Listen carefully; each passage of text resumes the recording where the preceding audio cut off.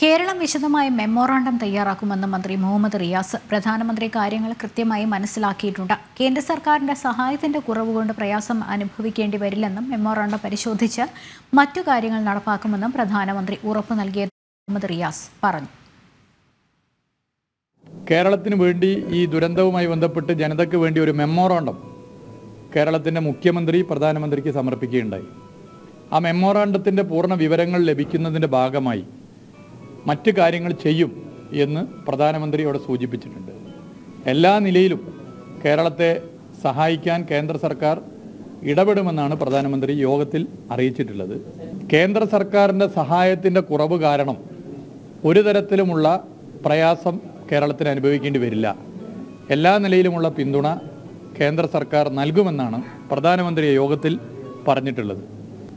കാര്യങ്ങളൊക്കെ തന്നെ നല്ല നിലയിൽ മനസ്സിലാക്കിക്കൊണ്ടാണ് അവിടെ കാര്യങ്ങൾ പ്രതിപാദിച്ചിട്ടുള്ളത്.